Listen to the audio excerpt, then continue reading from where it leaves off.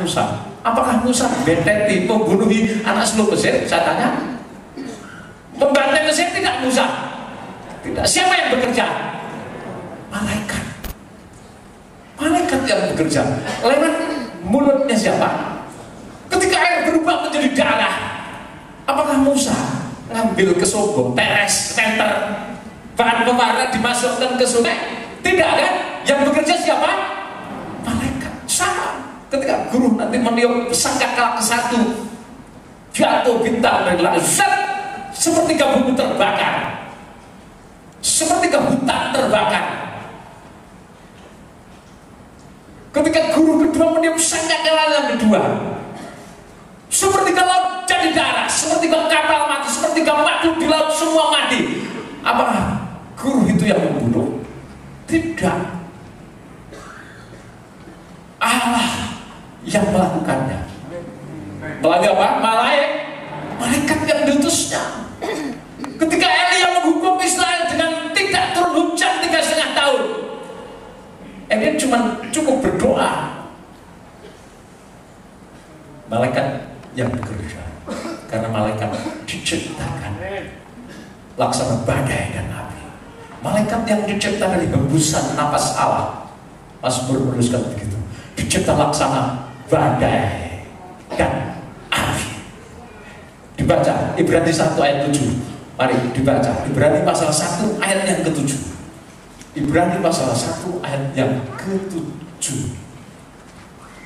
Dan tentang malaikat-malaikat ia berkata, tentang malaikat-malaikat yang berkata, yang membuat malaikat-malaikatnya menjadi badai, malaikat-malaikatnya menjadi badai dan pelayan-pelayannya menjadi nyala api, pelayan-pelayannya menjadi nyala api, badai dan api. Seperti tiang awan dan tiang api yang melindungi Israel. Amin.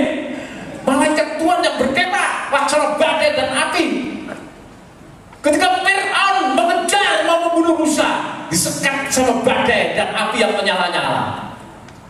Fir'aun tidak bisa melihat Musa, tapi Musa bisa melihat Fir'aun. Malaikat yang dicipta laksana badai yang api itu dicipta selain untuk menjaga keseimbangan keselarasan jagat ini. Ada musim hujan, ada musim tabur, ada musim semi, ada musim dingin, ada musim kemarau. Datang silih berganti, itu malaikat yang menjaga keseimbangannya. Alkitab tuliskan demikian. Tetapi salah satu tugas utama malaikat, dibaca ayat 14. Ayat 14, ya. Bukankah mereka semua adalah roh-roh yang melayani? Malaikat itu roh-roh yang melayani, yang diutus untuk melayani mereka yang harus memperoleh keselamatan. Amin. Amin. Siapa yang harus memperoleh keselamatan? Siapa? Saudara dan saya. Amin. Tubuh Kristus harus hidup selamat sampai Tuhan datang. Oleh sebab Raja Daud dalam Mazmur 91 mengatakan, walaupun 1000 rebah di kiriku, 10.000 mati di kananku, aku tetap berjalan selamat. Ayat berikutnya mengatakan, kenapa? Karena Allah memerintahkan malaikatnya menjaga, melayani kita. Amin. Amin. Kalau malaikat diutus untuk melayani, malaikat bisa diajak komunikasi tidak? Bisa tidak? Orang berhikmat, bermakrimat bisa berkomunikasi dengan malaikat. Elia berkomunikasi dengan malaikat. Betul tidak? Betul tidak? Lapar, kirim roti, suruh makan. Enggak nafsu makan. Mati, lebih baik aku mati. Yakub di tepi sungai apa ya? Yakub berkomunikasi dengan malaikat. Betul tidak? Iya kan? Maria berkomunikasi dengan malaikat. Betul tidak? Iya. Rasul Petrus berkomunikasi dengan malaikat dari dalam penjara. Lepas ada ikut aku, pecah, cuk, semua dibuka. Apa Tuhan dulu, Elia, Musa, semuanya. Apa Tuhan akan jawab, bisa tak? Bisa tak kita berkomunikasi dengan malaikat? Bisa. Saking saya tidak mau mencoba. Bagaimana bisa mencoba kalau tidak intim dengan Tuhan? Malaikat mau berbicara, berkomunikasi dengan Tuhan. Kalau saya hidup dalam urapan, kalau hidup ini baik Allah, Allah saja bertahta di sini. Masa malaikat tidak mau melayani kita? Amin. Amin. Jadi kita punya hak. Rasul Yohanes berkomunikasi dengan malaikat. Bahkan malaikat bisa kita perintahkan, kita suruh, kita minta tolong. Namanya diutus melayan. Seorang messenger, artinya utusan. Seorang angel, kalau zaman angelos, artinya utusan.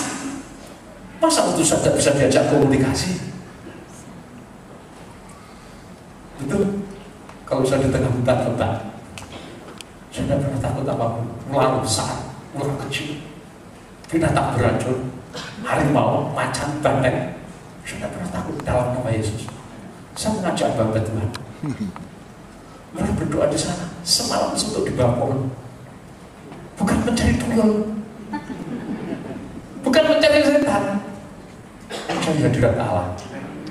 Itu kan kelakuan Yesus yang kita teladani.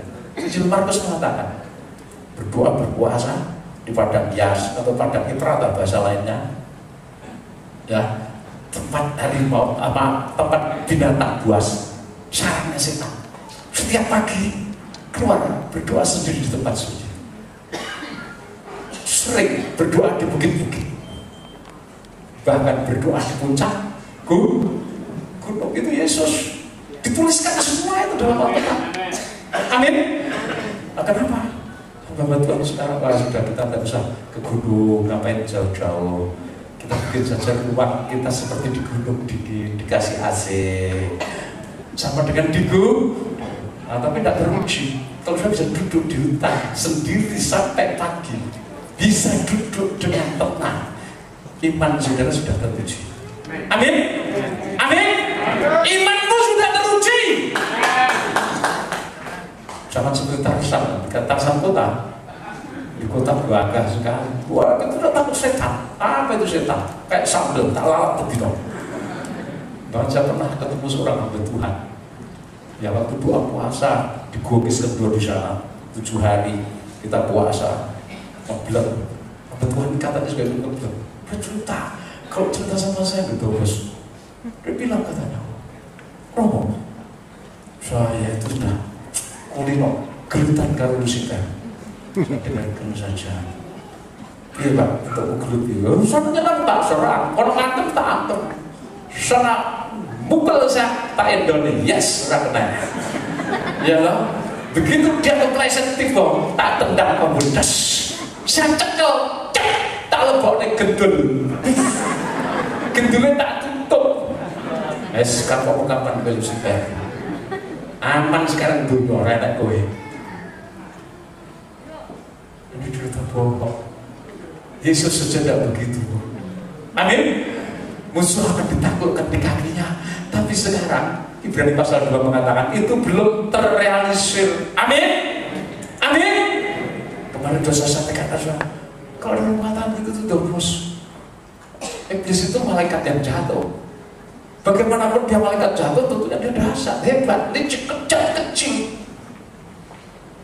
Dia bisa melihat kita tidak bisa melihat. Kecuali sudah bermakrifat, sudah bisa memahami, sudah bisa mengerti, sudah bisa tahu kehadiran. Tanpa makrifat, sudah tidak bisa. Oleh sebab itu, Tuhan itu memberikan panca indera jasmani yang tampak ini. Ada panca indera jiwa, ada panca indera roh. Panca indera jiwa, panca indera roh itu untuk melihat perkara-perkara yang tidak bisa dilihat oleh panca indera badannya ini. Amin. Amin. Itu satu pengajaran yang saya juga pernah terima dari almarhum guru saya, Bapak Pendeta Ijo. Ya, dia mengajarkan tak berakal tubuh manusia seperti itu. Dan saya terima. Memang manusia itu ibadat jiwa dan roh. Kembali, jadi tokoh-tokoh ini dipilih Tuhan dari kurang lebih 7 miliar.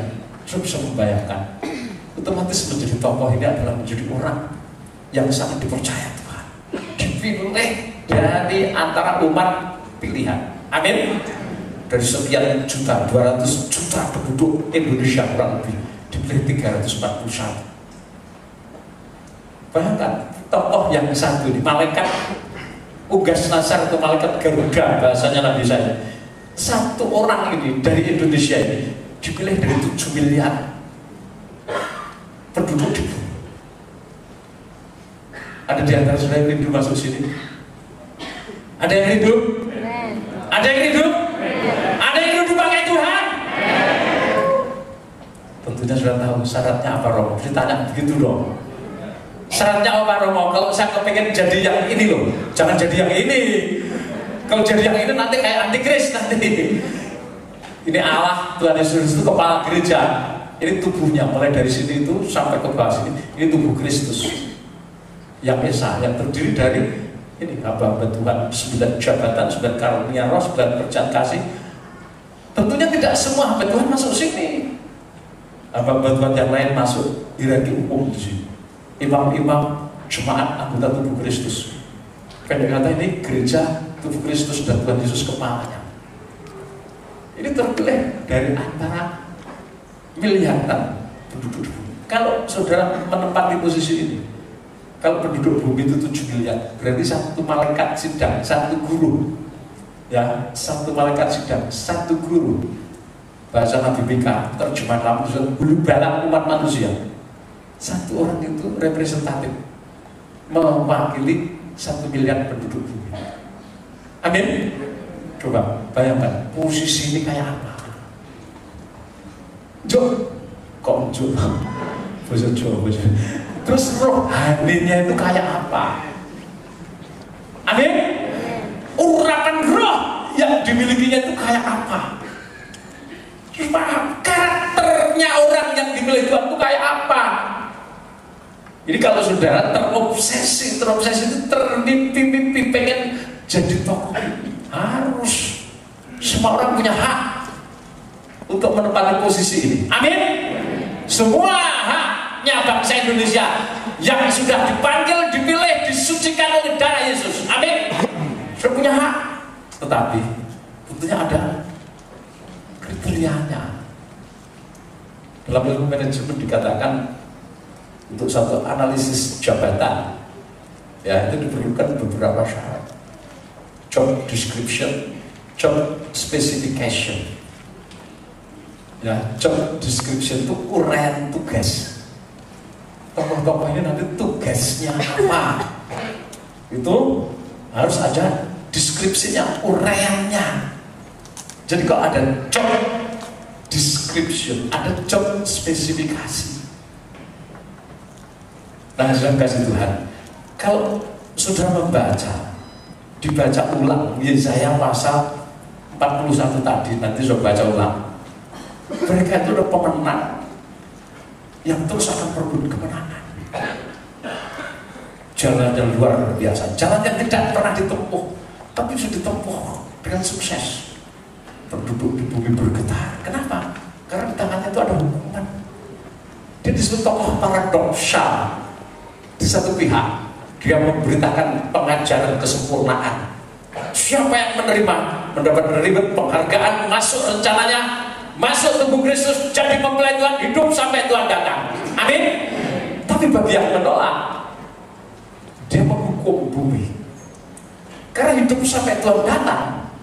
Kalau sudah melihat skema kitab Wahyu di sini, hukuman yang ada di dalam kitab Wahyu itu ada 21. Tetapi yang efektif hukuman 20, seperti janji Tuhan kepada ya umatnya bahwa Babil akan dihukum. Campurkan hukuman murka Allah itu 2 kali lipat. 2 kali lipat dari apa? Yang pernah terjadi di Mesir. Di Mesir 10 kali. Perempuan sundal Babil, Wahyu pasal 18, 17 dan 18, sundal Babil, pelacur besar, itu gereja palsu, menolak penyucian, menolak pengudusan, menolak kesatuan. Mereka hidup secara individu, menuruti hawa nafsunya, sekalipun namanya gereja, tetapi palsu. Menjadikan dirinya, menggandengkan dirinya demi semangkok kacang merah seperti Esau. Dia menjual dirinya kepada antikris, jadi budaknya antikris, mempelainya antikris. Itu disebut mempelai perempuan sundal Babil dalam ayat 17 ditulis begitu. Gereja palsu. Dihukum 2 kali lipat 20 malapetaka. Totalnya 21. Wahyu pasal 6 dan pasal 7 ada hukuman sebanyak 7 meterai. Ya, 7 meterai. Tapi meterai ke-1 ini positif, kegerakan kuda putih. Kegerakan kuda putih itu positif. Saya katakan positif karena sasarannya menjangkau Israel, menyelamatkan Israel, mengembalikan Israel kepada Allahnya, masuk ke kesatuan tubuh Kristus. Zaitun asli yang dipangkas ini, saudaraku, dijangkau kembali karena janjinya Allah kepada Abraham. Israel dijangkau masuk tubuh Kristus. Itu nanti waktunya setelah bangsa kafir jumlah bilangannya genap dalam Roma pasal yang ke-11. Pada saat kegerakan kuda putih yang lamanya 9 bulan terjadi di sini, ya, kegerakan kuda putih lamanya 9 bulan ini. Israel harus terjangkau. Kalau Yehuda, 2 suku, Yehuda dan Benyamin itu sudah kumpul di Palestina. Tapi Israel 10 suku yang dulu dihancurkan Asyur tahun 722 sebelum Masehi sampai sekarang tercerai di semua muka bumi. Saudara bisa membayangkan dalam waktu 9 bulan tokoh-tokoh anti fasilitas atau budak Rodi yang masuk di hierarki itu harus menjangkau Israel. Di saat itu dunia dilanda gonjang ganjing hancur. Pasal 268 digenapi. Darat, laut, ya, bumi, langit guncang. Hati manusia diguncang, damai dari bumi, peperangan demi peperangan, kelaparan, musibah, kematian terjadi di mana-mana. Tapi Tuhan sudah menjanjikan umur panjang di tangan kanan, kekayaan dan kehormatan di tangan kiri. Apapun yang terjadi, mempelai Tuhan hidup sampai Tuhan datang. Amin. Ini janji Tuhan untuk kita. Hukuman 7 meterai, tapi yang 1 positif. Yang mutlak hukuman dalam meterai kedua sampai meterai ke-7. Sedangkan pada saat gereja bangsa Israel sudah terjangkau, saatnya Israel dan kafir menyatu dalam satu tubuh. Wahyu pasal 8 sampai Wahyu pasal 12 di sini.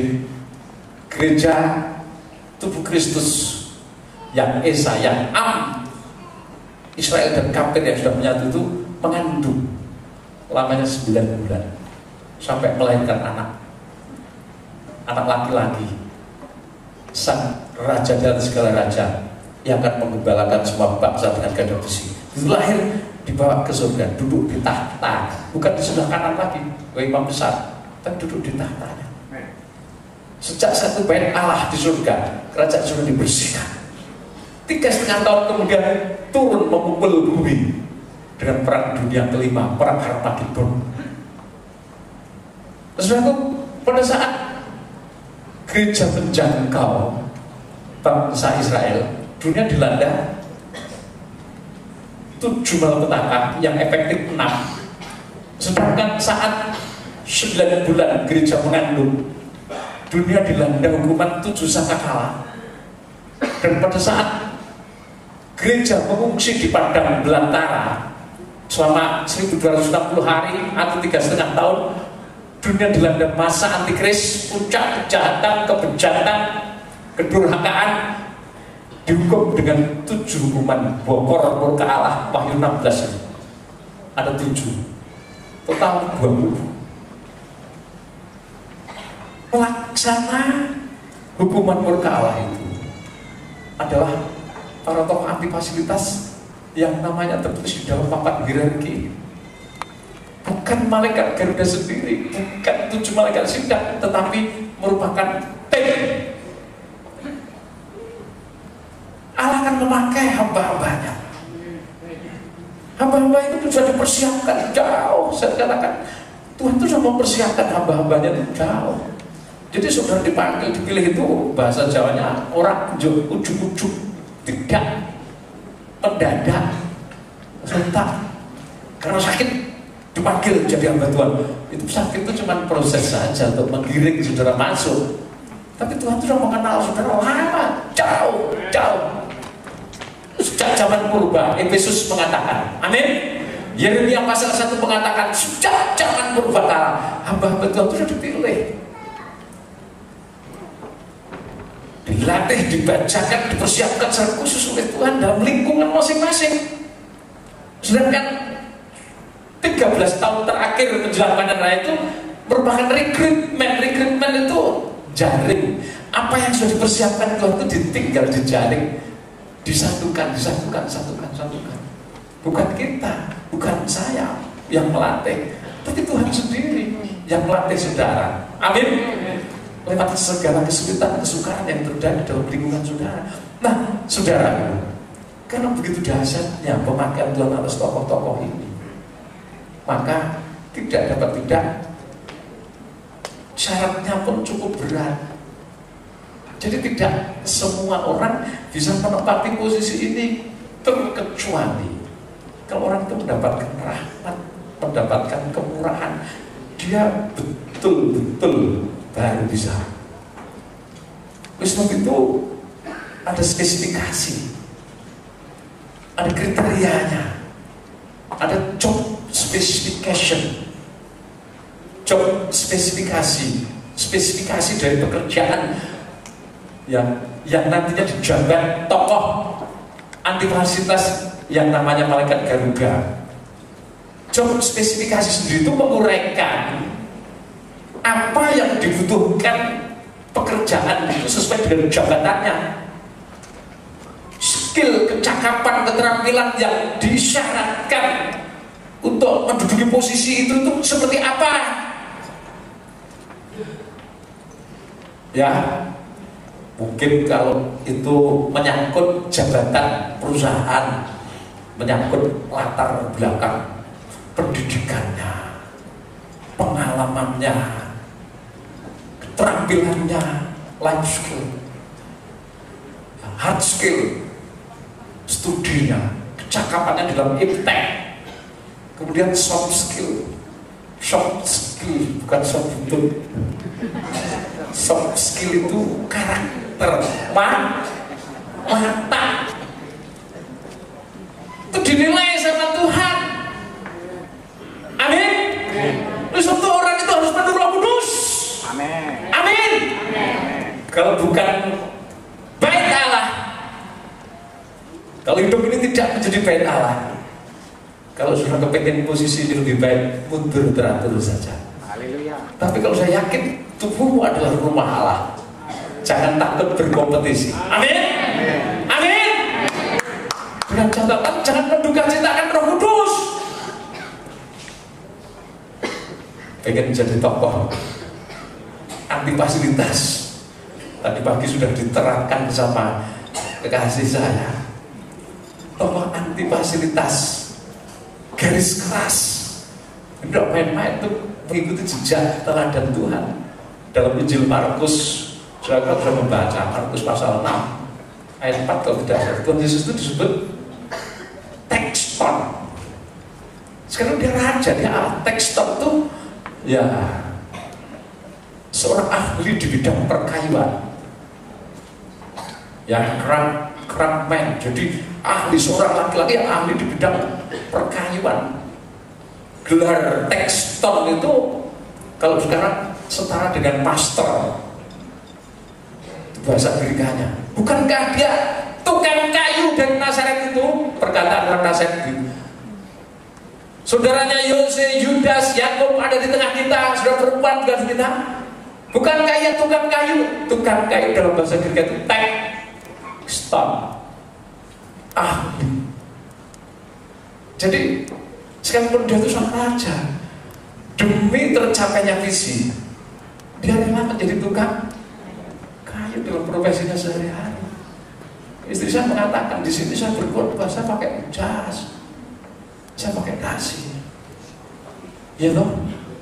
Dalam pelayanan diakonia, saya petani, saya jalan-jalan ke tengah kebun, ya, tidak bisa naik sepeda karena pasir.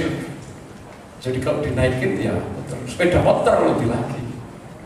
Kalau mobil tidak kuat, tidak bisa. Jaraknya dari satu kebun ke kebun lain, wah bukan ratusan kilo, kiloan. Bayangkan, 100 hektar itu sejauh mata memandang. Di sepanjang pantai lebarnya cuma kurang lebih 150 meter, 100 hektar tahap pertama. Kemudian yang 150 hektar itu saya siapkan untuk join dengan teman dari Amerika. Ya, tapi orang Indonesia asli, dia bisnis di Amerika, dia ingin pindah di Indonesia, dia ingin bisnis dengan saya. Dia ingin ekspor ke Korea, buah naga itu. Kerjasama. Kapan itu terrealisir? Saya berdoa mudah-mudahan nanti menjelang konferensi skala apa? Skala apa? Nasional. Internasional. Kalau nasional nggak usah lama-lama. Nasional kan tidak banyak, biar cuma 10 sampai 12 M. Banyak itu Pak. Kalau internasional, saya bayangkan.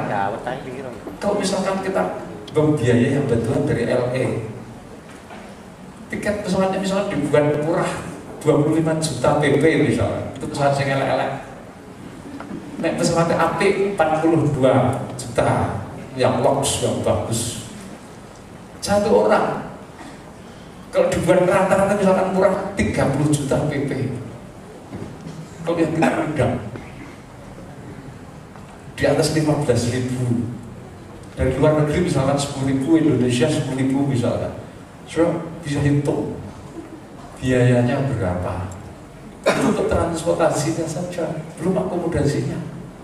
Istri saya tadi pagi mengatakan, nggak mungkin toh ditaruh di GLTT. Kalau sudah taruh situ, konco dewe. Sudah konco saya, amin. Amin. Amin. Amin. Amin. Sudah teman saya, amin. Amin. Puji Tuhan, saya senang punya teman seperti saudara. Temenak ke, senang tenang saya. Betul, saya senang saya. Saudara, jadi Tuhan itu baik. Saya berdoa, biar dia tidak gonjang jadi. Saya kasih Tuhan. Jadi kalau saya keliling kebun itu, ya kalau mobilnya truk, ya truk saya itu seringkali bannya itu muter terus sampai dekem. Karena pasir saudara. Kalau biasa enggak, tapi kalau sudah muatan berat, ngangkut cor, ngangkut semen, ngangkut itu, wah, untuk membuat tiang-tiang cor buah naga itu 1 hektar itu 2.000 tiang. Jadi kalau 10 hektar itu sudah 20.000 tiang. Satu tiang itu bobotnya 10 kilo, nggak main-main, banyak sekali. Jadi saya harus pakai kendaraan yang 4x4 itu. Amin. Naik turun pasir, jauh. Di sana saya petani. Amin. Karyawan saya di sana mengatakan, waduh, orang mau datang Pak petani. Saya datang bawa makanan, bawa minuman. Di karyawan itu semua, wah, orang mau datang, ada makanan, ada snack ya, ada minuman dan lain-lain. Jadi ini bukan tempat latihan kungfu itu. Ini tiang buah naga. Buah naga. Ya, ini bibitnya baru tanam. Duit itu. Sebab ini termasuk pupuknya. Di sini saya petani. Iya, betul Pak. Kalau nanti sudah berbuah, coba ada yang sudah berbuah. Konteks. Pohonnya yang sudah berbuah. Kalau sudah berbuah, nanti naik lagi, gak seperti itu kan tampak gersang, tampak tandus. Nah, kalau sudah berbunga kayak ini bunganya saudara. Kenapa kok bunganya banyak sekali? Padahal yang lokal itu setahun paling 20 kilo. Di tempat saya setahun bisa 100 kilo. Luar biasa. Bobotnya 3,5 sampai 1,4 kilo. Nah, kalau sudah berbunga itu untung-untungan kayak gini. Wah, alim. Bunganya ini. Luar biasa. Coba terus tanyakan lainnya. Nah, ini kayak kembang wijaya kusuma, mekarnya malam, pagi sudah layu. Lanjut coba. Nah ini satu pohon sekali mekar biar pertama itu bisa 80 sampai 120. Kalau dibuat rata-rata 80 kilo saja. Per buah 6 on. Sudah berapa kilo? Luar biasa. Ini Kenapa kok bisa jadi hebat sekali, bunganya kayak rambut? Raumum, amin. Sebab yang mengerjakan Malaikat. Amin. Amin.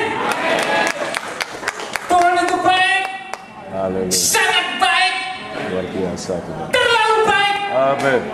Dia tahu tangisan kita. Haleluya. Dia mendengar seluruh doa kita. Amin. Asal kita berdoa dengan sungguh-sungguh. Permanen ya sudah kayak begini. Haleluya. Ya, pasarannya bagus. Saya baru bisa memenuhi 20% dari total permintaan di Jawa saja. Belum di luar pulau. Terus yang kasih Tuhan kembali. Jangan diteruskan nanti promosi nanti. Tak promosikan ya sudah tidak beli. Tidak mungkin sudah beli. Mana mungkin ada bantuan beli buah naga. Karena tidak mungkin bisa menjual pada saudara. Artinya kalau sudah datang ke sana, wis mangan sak warak Cocok. Oh. Amin. Silakan makan sekenyang-kenyangnya. Asal pulang tidak usah bawa truk. Kalau bawa truk bis. Amin. Ya, kalau cuma 10 kilo, 15 kilo, 20 kilo, 30 kilo, no problem. Saudaraku, banyak sekali. Saudara, kalau sudah masuk hierarki ini, Allah itu bertanggung jawab atas hidupmu. Cuma ini harus menjadi bait Allah. Allah bersabda kepada Zerubbabel, bersabda kepada Isra, bersabda kepada Nehemia. Dalam kitab Nabi Haggai dikatakan, Zerubbabel, jangan takut, bekerjalah. Aku menyertai kamu. Sepanjang Roh Kudus, Roh Allah tetap tinggal di dalam kamu. Jangan takut, bekerjalah. Untuk kamu, aku akan mengguncang langit, bumi, darat, dan laut. Bahkan hati bangsa-bangsa. Saat itu, kekayaan mereka akan mengalir ke dalam bait Allah. Siapa bait Allah? Kita. Tuhan itu keroyo-royo bahasa Jawanya. Sampai kepengen memberkati kita. Jangan digoncang ganjing. Nah, harus digoncang ganjing kemudian biar datang mencari Yusuf. Kayak Fir'aun, saking takutnya sama mimpi, dia datang sama Yusuf. Yusuf pinter menjawab gini, Yusuf diangkat, dijak kerjasama. Amin. Dijak join, dipercaya modal besar, diberi jabatan menjadi orang kedua di Mesir. Ini nanti akan terjadi terulang. Kalau sekarang saudara sebagai hamba Tuhan nanti datang ke satu tempat, datang dengan kuasa Roh Kudus, dengan urapan yang dasar, dengan hikmat marifat, mereka akan menyambut. Oleh sebab itu, tidak ada perkara mustahil kalau suatu saat Presiden Amerika menyambut kita. Amin. Nggak ada perkara mustahil. Apa Presiden Amerika itu manusia biasa? Dia menjabat berapa tahun? Cuma 4 tahun. Kalau dibilang lagi cuma 8 tahun. Tapi jabatan saudara dalam hierarki kekal selamanya. Amin. Amin. Oh, haleluya. Haleluya. Tuhan kita dahsyat. Kalau satu saya katakan sudah datang ke situ diundang Allah, bukan saya. Tuhan mau mendidik, mempersiapkan, membacakan saudara. Bayangkan kalau tidak memiliki hati ya yang kuat seteguh intan, semangatnya semangat baca. Bagaimana menghadapi suku, bahasa, kaum dan bangsa? Bagaimana menghadapi Israel yang tegar, tekuk, keras kepala? Israel yang kayak bajingan. Bahasanya Tuhan, bahasanya Yahweh. Bangsa bajingan yang menyusup masuk, membuat Musa repot setiap hari. Kita bilangkan tulisan begitu, betul tidak? Israel itu sekarang itu Alkitab dibakari, gereja diserang, pendeta ditangkap. Tapi aset kekayaan orang Kristen dijual menjadi objek pariwisata, mendatangkan devisa. Kalau ditanya, misalkan saudara punya guide orang Israel, saudara tanya, apakah percaya sama Yesus, dia akan bicara no comment. Kalau dia berani, dia berkata, oh Yesus itu anak tukang kayu, Yesus itu anak kenajisan. Mereka nggak percaya kalau orang Yahudi. Oleh sebab itu saya kasih Tuhan, kalau saudara itu masuk di sini, hidupnya harus menjadi bait suci. Coba dibaca Efesus pasal yang keempat tadi, ya. Efesus pasal yang keempat, kita baca mulai ayat yang ke-30. Mari dibaca ayat 30. Dan janganlah kamu mendukakan Roh Kudus Allah. Janganlah kamu mendukakan, bahasa lain menduka citakan Roh Kudus, Roh Allah yang telah memeteraikan kamu menjelang hari penyelamatan. Yang telah memeteraikan kamu menjelang hari penyelamatan. Bagaimana kita menduka citakan Roh Kudus kalau hidup ini tidak mengalami pembaharuan? Dulu kita hidup sebagai manusia kafir, tidak mengenal Allah, jauh dari Allah. Coba dibaca ayat yang ke-22, yaitu 22. ayat 22, Yaitu bahwa kamu berhubung dengan kehidupan kamu yang dahulu harus menanggalkan manusia lama yang menemui kebinasaan oleh nafsunya yang menyesatkan. Terus supaya kamu dibaharui di dalam roh dan pikiran. kamu harus dibaharui dalam roh dan pikiranmu. Amin. Ini bait Allah, tempat Roh Kudus diam bertahta dan memeteraikan kita sampai kesempurnaan nanti. Hidup ini harus mengalami pembaharuan sungguh. Kalau dalam Mula Tabernakel percaya di pintu gerbang, bertobat, daging dimatikan, di mezbah dibakar, di bencana pembasuhan, dibaharui lewat baptisan. Setelah dibaharui, dibaptis Roh Kudus di pintu kemah, masuk ruang suci, bersekutu dengan pengajaran firman Allah, bersekutu dengan Allah Roh Kudus dalam pelita emas, tertempa, dimurnikan, hidup dalam kasih, dalam mezbah dupa, mengasihi Allah dan sesama. Maksudnya kasih Tuhan, kita harus mengalami pembaharuan. Terus lanjut dibacanya, dan mengenakan manusia baru, ya, yang telah diciptakan menurut kehendak Allah di dalam kebenaran dan kekudusan yang sesungguhnya. karena itu Buanglah dusta. nah, kalau kamu bait Allah, dusta, bahasa Spanyolnya dobos atau apa, nggak tahu saya bukan orang Spanyol. Kita dobos itu bahasa Jawa ya. Dusta, dobos, ngapusi, mata-mata seneng goroh, harus dibuang. Amin. Amin. Wah, kita awet banget. Kalau sudah tidak suka goroh pasti senang. Tapi kalau sudah suka goroh perih banget, kayak di saya dioperasi, dibuang, lipatan dosa. Buanglah dusta, berkatalah benar Seorang kepada yang lain. Nah, demi gengsi. Kadang manusia itu bohong. Amin. Demi gengsi. Dulu saya pernah, waktu saya masih pelusip, naik bis ke Surabaya, pulang sama istri saya di bis, ketemu seorang pemuda. Saya tanya, Mas di mana? Oh, saya dari Jogja. Asli Jogja enggak. Saya dari Kalimantan. Masih studi. Mas, di mana? Di Atmajaya. Oh ya, bagus. Ambil studi apa? Saya teologi. Teologi. Saya pikir Atmajaya itu teologi. Enggak ada teologi. Dia bilang katanya dia pendeta dikirim ke sekolah di Atmajaya, jurusan apa? Teologi. Ya, saya tertawa, tidak saya teruskan pembicaraan saya. Bos. Itu jelas tuh bos. Tidak benar toh berkata di mana kuliahnya? Saya ini hamba Tuhan, dikirim sama pemerintah untuk studi di UGM. Jurusan apa? Jurusan teologi penggembalaan.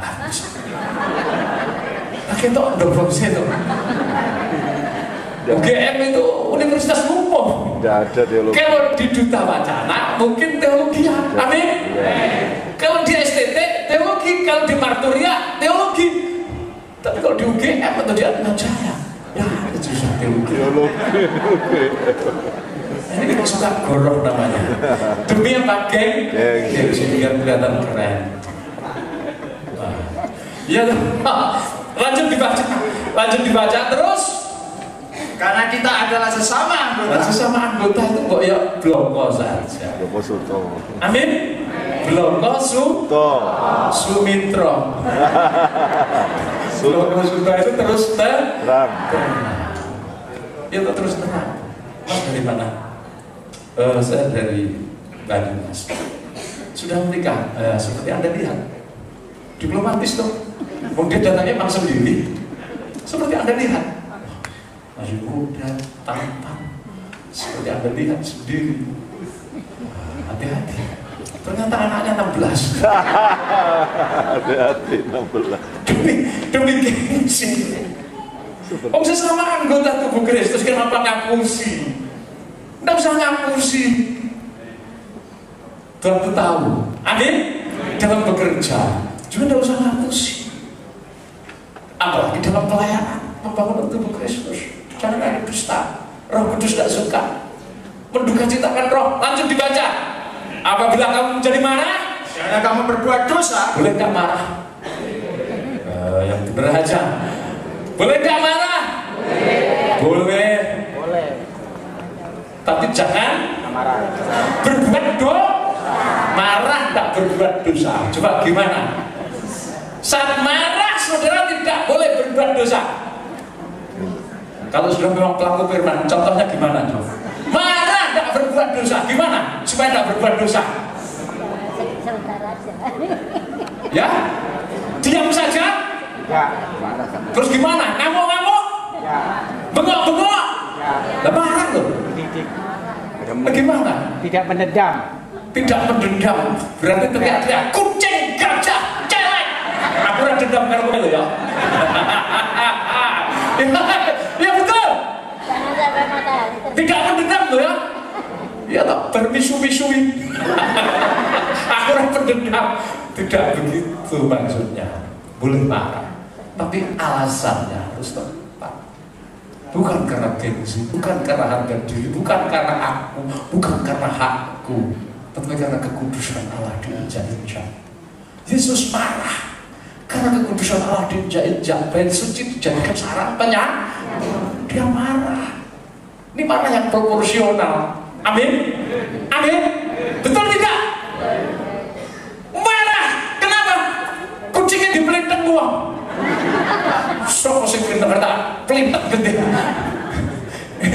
Marah yang tidak tepat. Apa enggak kucing dipelintang uang? Ayo wis kono.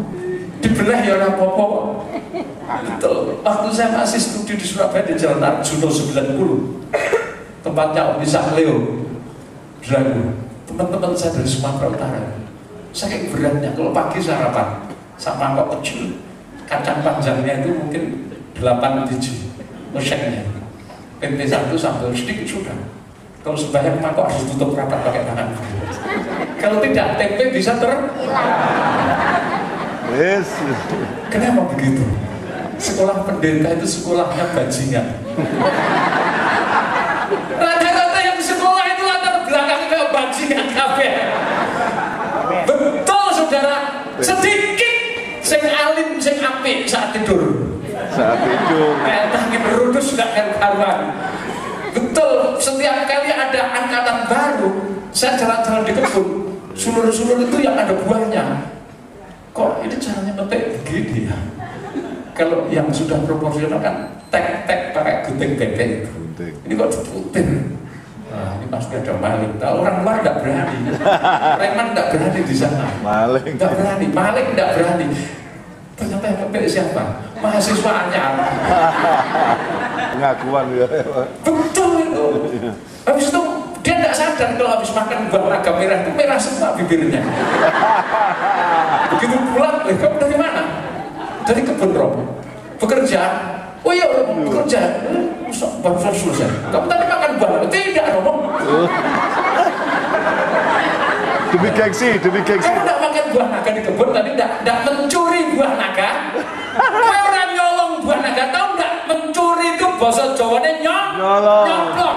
Nyoplok. Nyolong jupuk ora kon. Bodoh.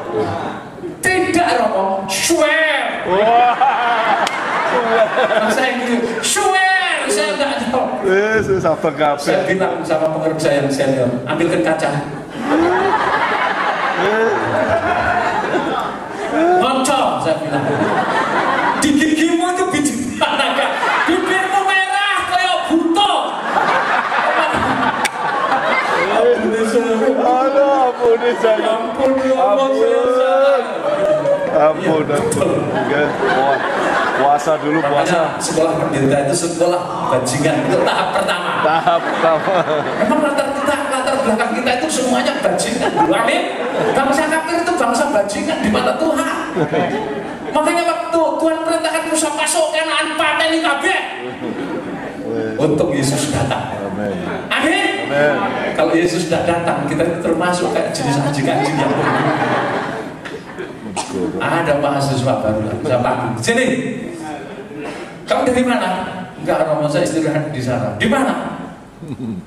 Dari pojok sana. Kamu barusan merokok? Tidak, Romo. Kamu enggak merokok? Tidak, Romo. Masya Allah. Romo enggak percaya sama saya. Masya Allah. Saya ini pendeta loh, Romo. Elek-elek di desa saya itu pendeta. Pancene kowe pendeta elek tenan saya. Senenge ngapusi, senenge goroh. Sijine nyolong, sijine goroh. Cocok. Sini, dekat sini. Mari, aku akan memeluk kamu. Ini bau apa ini? Orang itu kalau habis merokok bau enggak? Bau enggak? Bau sekali. Sini. Apa yang di kantongmu itu? Ya, Romo.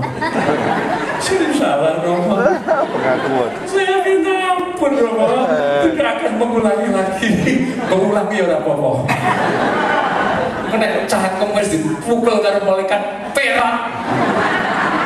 Paru-paru kempis-kempis, kamu agak bertobat. Saya itu galak. Dosen killer. Tapi saya tidak bisa marah lebih dari 1 jam. Tanyakan, semua mahasiswa saya itu galak. Tapi saya tidak bisa marah. Terus dendam, sesuk kelingan menaya. Sesuk terus habis sudah. Habis sudah. Buat apa? Boleh marah, tapi matahari nggak boleh. Nah kalau matahari terbenam berarti entok mulai esok sampai sore. Maksudnya matahari itu kan Neng-nengan. jangan kehilangan kontrol kan. Asik. Persaudaraan tetap dijaga. Amin. Lanjutkan dibaca. Ini kalau ini salah satu kriteria kalau saya itu pengen masuk hierarki ya, mari dibaca lanjut. Janganlah matahari terbenam Yang sepanjang terus- amarahmu. Ya. Dan janganlah beri kesempatan kepada iblis. Perhatikan, jangan beri kesempatan iblis masuk dalam hidupmu sebagai bait suci. Lanjut ayat 8. Orang yang mencuri, Orang yang mencuri, janganlah ia mencuri lagi. jangan yang mencuri lagi. Amin. Amin. Amin. Kalau saudara punya kebiasaan mencuri, bukan karena saudara punya, bukan karena saudara tidak bisa makan, karena iblis yang menguasai otak.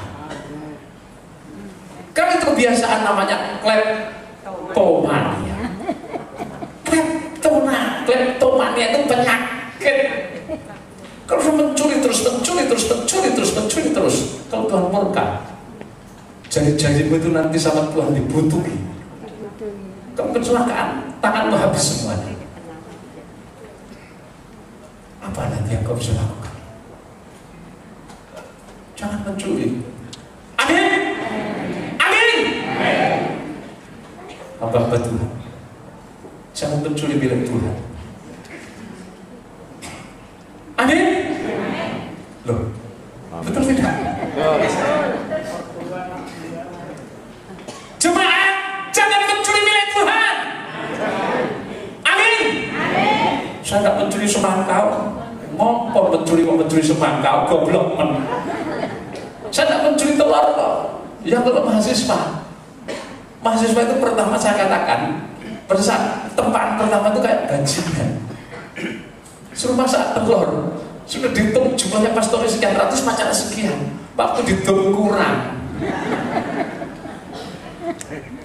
Waktu telur sudah matang, dia suruh pikirin masak. Telurnya dicuri. Gak tanggung-tanggung 13 butir. Dilebok di kresek, disimpan di lemarinya. Ada kuahnya padahal. Wah, saya marah. Saya tahu ada yang mencuri. Mereka tidak mau ngaku. Semua kunci lemari mana? Saya minta. Saya operasi. Sebelumnya lemari itu diguncang gempa dulu. Cerita buat montang-manting. Ada bajunya tuh, rotok kabeh, plastiknya budah, kuahnya morat-marit. Saya sengaja begitu. Berarti baru tak buka. Saya panggil, lemarinya siapa ini? Lemarinya si Tuhan. Panggil sini. Ini lemarimu. Iya Romo. Ini telurmu. Dia jawab, telur ayam Romo. Bukan telurmu toh. Telur ayam Romo. Telur ayam kok bisa di sini? Siapa yang ambil? Apakah dia terbang? Ataukah kamu main sihir sulapan? Tidak Romo. Lah kenapa? Saya mencuri Romo. Konangan. Betul di pastor ini. Konangan. Mahasiswa itu ada yang mencuri telur, ada yang mencuri sepeda, ada yang mencuri mesin jahit, dijual. Konangan semua. Konangan semua dan di sini ada Roh Kudus. Amin. Amin. Tapi lama-lama mereka dididik firman. Karena Tuhan cinta, ditempa, dididik, dikasihi. Kalau orang itu sedang jatuh, jangan dihakimi. Ojo dikeplai terus. Nanti saya senang setan. Kalau dia tidak kuat, hilang. Didoakan, dikasih, digumuli, diampuni. Dengan berdoa dan mengampuni, kamu menimbun bara api di atas kepala. Amin. Kalau dia bertobat, api ini adalah api penyucian yang membersihkan badannya dari sifat dusta, amarah, pencuri. Tapi kalau dia tidak mau bertobat, api dan hukuman murka Allah yang akan menghanguskan, membinasakan dia. Amin. Jadi jangan dimusuhi. Dia anggota tubuh Kristus yang sedang jatuh. Amin. Kita sayang, kita kasih. Kalau kamu membenci, dia semakin jauh. Kalau kamu mengasihi, kasih itu mengikat dan mempersatu. Ingat, tidak semua anggota tubuh ini baik. Kelihatan cantik, kelihatan anggun. Tidak. Kalau hidup, ya sudah jelas tampak. Tiap hari dibelai, disayang. Ya, hidup Indonesia, hidup pertama. Hidup pertama itu artinya hidupnya silong, alias pesok. Tumpul begitu kan disayang. Ya, tapi ada bagian tubuh yang jelek. Saya dicuci 7 kali itu bau. Apa sudah bersyukur sama Tuhan? Tuhan, bagian tubuh itu Tuhan harus disidang, harus dihakimi. Dia mau bertobat tidak? Kalau tidak bertobat, tenang saja Tuhan, hilang pangkatmu. Gak bisa. Dilubangi di sini. Betul tidak?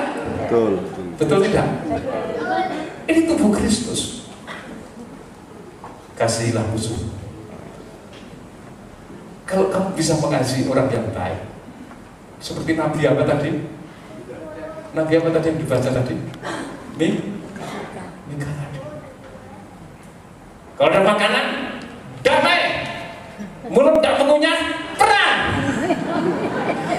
Kalau kamu bisa berbuat baik kepada saudaramu, kamu bisa memberi, berkorban untuk istrimu, untuk suamimu, untuk anakmu. Orang kafir juga bisa. Tapi Tuhan katakan, bencilah musuhmu, kasihlah orang yang jahat. Jadilah seperti Bapamu. Kalau kamu ingin sempurna, sebagaimana Bapamu sempurna, kamu juga harus sempurna. Amin. Matius pasal 5 begitu. Jadi yang suka mencuri, saya ingatkan dalam nama Yesus di sini, bertobatlah. Amin. Kalau kamu tidak bertobat, suatu saat saya menangkap bahasa kamu, dan kamu akan dipermalukan. Amin. Amin. Yang mencuri bertobatlah. Lanjut ayat 28. Janganlah ia mencuri lagi, tetapi baiklah yang bekerja keras dan melakukan pekerjaan yang baik dengan tangannya sendiri supaya ia dapat membagikan sesuatu kepada orang yang berkekurangan. janganlah ada perkataan kotor keluar dari mulutmu, Tetapi pakailah perkataan yang baik untuk membangun. umpan cacian yang nilainya sama dengan blasphemy, hujat, merendahkan, menghinakan, mendiskreditkan seseorang dengan kata-kata kotor. Itu jangan ada. Kita ini sesama anggota tubuh, di mana perlu supaya mereka yang mendengarnya beroleh Kasih karunia. Nah, akhirnya ayat 30. Jangan menduka citakan Roh Kudus, Roh Allah yang telah memeteraikan kamu menjelang hari penyelamatan. Segala kepahitan, Kegeraman, amarah atau kemarahan, pertikaian, fitnah, adalah dibuang dari antara kamu. demikian pula segala kejahatan. Kok kita yakin kita ini sesama tubuh Kristus? Jangan ada kepahitan, dendam, wah, pahit sekali. Ini problemnya jemaat Efesus dalam Wahyu pasal 2. Efesus itu tampaknya rajin, giat, tekun dalam segala hal, tertib. Tapi Tuhan katakan, kamu sudah kehilangan kasih pulang. Bertobat. Kalau tidak, aku ambil kaki dia dari kamu. Bertobat dan kembali ke mesbah kurban kamu, kembali menghargai korban Kristus. Kenapa? Sekalipun nampaknya Efesus itu diam, tenang, tekun, kelihatannya tampaknya kayak sabar, tahan menanggung segala sesuatu, rajin, giat, tapi hatinya penuh kepahitan.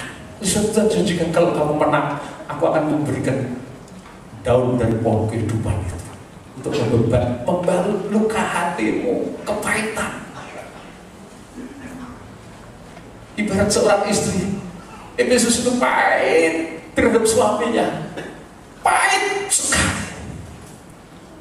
Kenapa pahit? Mungkin karena sikap suaminya yang keras, yang kasar. Padahal Maliaki pasal 2 mengatakan, jangan ada kekerasan di dalam nikah. Amin. Efesus keras, suaminya keras, mempelainya sakit. Tapi firman Allah terus tubuh taat, diam. Tapi Efesus sudah kehilangan kasih mula-mula. Karena kehilangan kasih mula-mula, rajinnya, giatnya melayani tanpa kasih. Karena melayani tanpa ekspresi kasih, nilainya persudahan. Amin. Di suatu Ibrani pasal 13 ayat 4 mengatakan, jangan menjadi najis dan jangan ada persudahan di tempat tidur. Bukan kamu membawa seorang perempuan jalan atau pelacur ke tempat tidur, tapi dalam nikah sudah tidak ada kasih. Hubungan suami istri tidak lebih seperti hubungan orang-orang dunia yang layaknya mencari kesukaan pada perempuan yang disebut sebagai pekerja seks komersial. Tidak ada kasih, tidak ada ekspresi, dingin, tidak ada kasih. Yang penting melayani, tetapi tidak ada ketulusan. Itu sudah persudahan. Amin. Itu sudah persudahan. Karena pahit hatinya harus diselesaikan. Dosa bertambah, dosa terakumulasi menjadi kepahitan. Harus ada firman yang menyentuh, harus ada firman yang menghancurkan gunung es, yang menjadikan nikah itu beku. Di situ ada dendam, di situ ada amarah, ada pertikaian setiap hari. Sementara sang istri diberangus dengan kata-kata tak bisa, maka terjadilah kepahitan yang luar biasa. Itu kejahatan yang harus diselesaikan. Amin. Kalau ingin masuk rencana Allah, lanjut dibaca. Tetapi dalam kamu ramah seorang terhadap yang lain, penuh kasih mesra, dan saling mengampuni, sebagaimana Allah di dalam Kristus telah mengampuni kamu. ada buah-buah roh, ramah, lemah lembut, ada kasih mesra, ada kesabaran, ada kemurahan, saling memberi apa? Memberi ampun, memberi maaf, memberi kesempatan yang jahat jadi baik. Ini yang dikehendaki Tuhan. Kalau saya merindukan posisi dalam hierarki, saudara, sebelum saya masuk Wahyu pasal 10, perlu saya sampaikan kepada saudara peta kitab Wahyu ini. Dan saat ini tentunya saya tidak bisa mengupas terlalu panjang, tetapi setidaknya saudara tahu. Akan diperkecil lagi. Nah, pertengahan tahun 2015 sampai pertengahan tahun 2022, 7 tahun panen raya. Ini adalah persiapan untuk materi pembangunan bait suci. Materi dalam pemahaman rohani menunjuk pada panen jiwa-jiwa yang nantinya akan masuk pembangunan tubuh Kristus. Secara finansial berkat Tuhan untuk pembiayaan kegerakan pembangunan tubuh Kristus pada saat nanti disebut masa kelaparan besar yang lamanya 7 tahun. Ini Yusuf menimbun gandum yang luar biasa.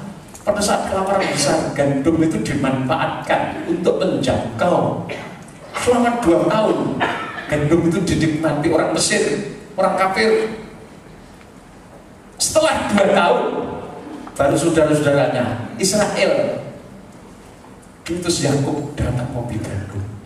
Dan sejak saat itu menetap di Mesir yang namanya tanah Goshen, menyatu dengan kafir, dengan Fir'aun dan Mesir. Saudaraku, waktu untuk Israel terjangkau itu cuma 9 bulan. Di sini ya 2 tahun ini adalah masa pembangunan tubuh Kristus untuk bangsa kafir masuk rencana Allah. Coba dibaca Roma 11 ayat 25. Roma 11 ayat 25. Roma pasal 11 ayat 25. Sebab saudara-saudara, Ya, supaya kamu jangan menganggap dirimu pandai, aku mau agar kamu mengetahui rahasia ini. sebagian dari Israel telah menjadi tegar. Sebagian dari Israel diizinkan menjadi tegar sampai jumlah yang penuh. Dari bangsa-bangsa lain telah masuk. Jadi diizinkan sampai jumlah bangsa kafir itu masuk tubuh Kristus. Dengan jalan demikian, Seluruh Israel akan diselamatkan. seperti ada tertulis, Dari Sion akan datang penebus. ia akan menyingkirkan segala kefasikan daripada Yakub. Dan inilah perjanjianku dengan mereka. Apabila aku menghapuskan dosa mereka. Mengenai Injil, Mereka adalah seteru Allah oleh karena kamu. nah, oleh karena kafir yang dipilih oleh Roh Kudus, Israel menolak Injil Tuhan, maka keselamatan mandat diberikan pada bangsa kafir untuk membangun tubuh Kristus. Tetapi mengenai pilihan mereka adalah Kekasih Allah oleh karena nenek moyang.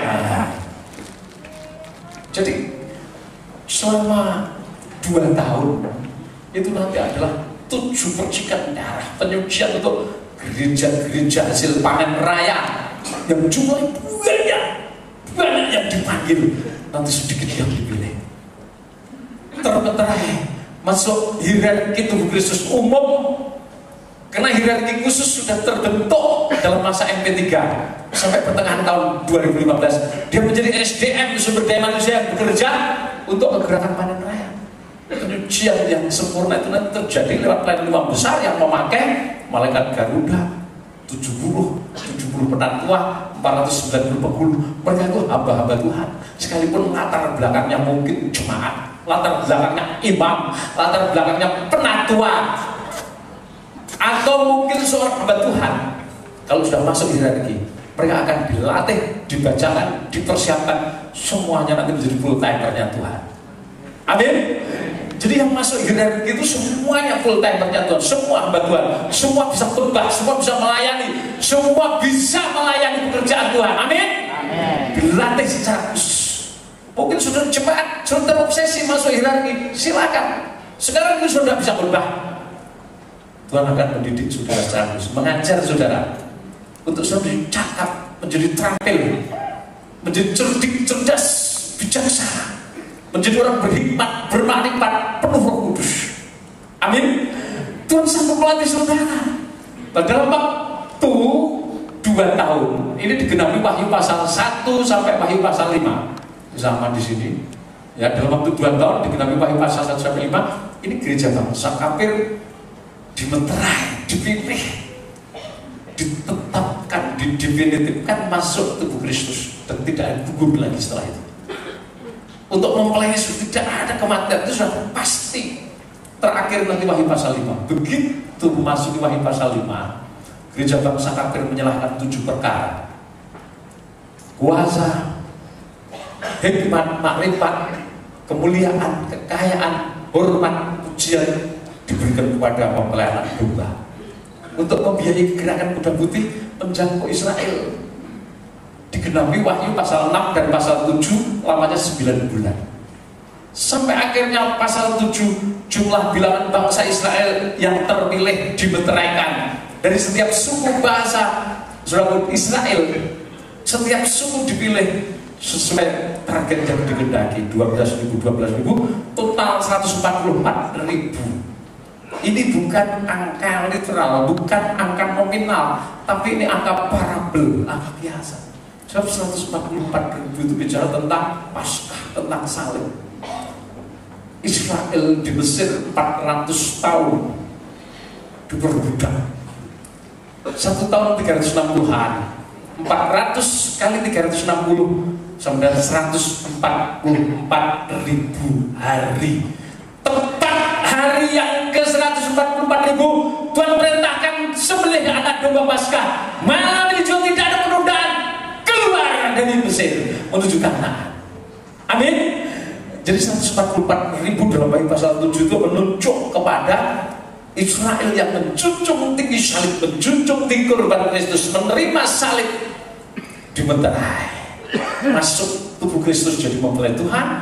Dalam Wahyu pasal 8 terjadi persekutuan dengan bangsa kafir, terjadi persekutuan dengan Allah Roh Kudus. Gereja yang yang esa, yang terbentuk menikah, pernikahan rohani, bersekutu dengan Allah Roh Kudus. Tujuannya supaya terhindar dari kematian rohani. Kenapa? Sebab setelah itu dunia akan dilanda musibah yang dahsyat, 7 sangkakala akan ditiup, hukuman, tapi mempelai harus hidup. Saat itu gereja dinyatakan mengandung, kegiatannya tidak ada lagi seminar, tidak ada konferensi, tidak ada KKR. Orang yang mengandung dibatasi kegiatannya. Oleh sebab itu mulai Wahyu pasal 8, malaikat tunggal, malaikat sang surya, malaikat burung Garuda itu memimpin penyembahan, melemparkan dupa penyembahan di bumi dilanda malapetaka, 7 bokor murka Allah. Saudaraku, maaf, 7 sangka Allah.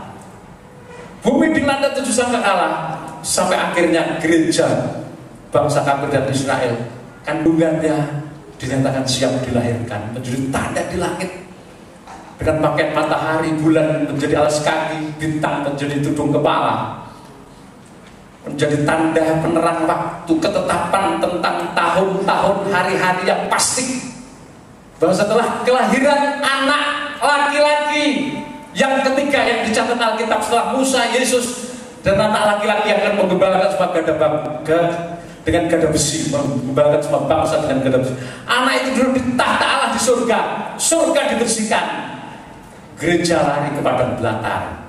Ini nanti digenapkan Wahyu pasal 13 sampai 19, lamanya 3,5 tahun. Bumi dilanda masa antikris, gereja tidak diambil dari bumi, tidak diangkat dari bumi, tapi seperti doanya Yesus, dilindungi di bumi ini dari masa jahat. Lamanya 3,5 tahun. Saudaraku, yang memimpin gerakan pengungsian itu juga tokoh-tokoh anti fasilitas budak rodi yang masuk hierarki dari seluruh belahan bumi, yang dari Eropa, yang dari Amerika, saudaraku, yang dari Cina, yang dari Indonesia. Penggembalaannya sudah meliputi seluruh bumi. Ini kayaknya mustahil untuk otak kita ini nggak sampai. Amin. Nggak sampai. Kenapa? Otak kita terbatas. Otak manusia itu kecil. Beratnya cuma 2% dari bobot tubuh manusia. Itu menurut ilmu kedokteran atau ilmu anatomi tubuh manusia. Kalau bobotmu 70 kilo, 2% berarti 0,7 kali 2 1,4 kilo. Tidak sampai 1,5 kilo loh, dengan berat badan 70 kilo. Nah kalau bobotmu cuma 50 kilo, otaknya 1 kilo. Lah mau menjangkau rencana Allah tidak nyampe, nggak sampai. Itu semuanya adalah kemahakuasaan Allah. Amin. Tidak akan bisa. Gereja diungsikan di padang belantara itu nanti yang membawa, yang memimpin. Kalau dulu Musa gerakan dibantu Miriam, Harun, Hur, Kaleb, Joshua, Besaleel, Ahok, 7 ketua mendukung Musa, membawa mereka lari dari Mesir. Di bawah 7 ketua ini di padang gurun Sinai, Tuhan menghendaki lagi dilantik 70 penatua. Roh yang ada pada Musa, roh Allah yang ada pada Musa diambil, dibagikan pada 70 penatua, supaya 70 penatua itu satu roh, sehati, sejiwa, sepikir, satu roh dengan Musa. Amin. Mendukung plan pengembalaan. Belum cukup 70 penatua. Jitro melihat betapa beratnya Musa mengatasi Israel mulai pagi sampai sore. Jitro mengusulkan dilantik hakim-hakim atau penghulu-penghulu. Penghulu 1000, penghulu 100, penghulu 50, penghulu 10. Jadi ada Musa. Nah, padatannya di sini.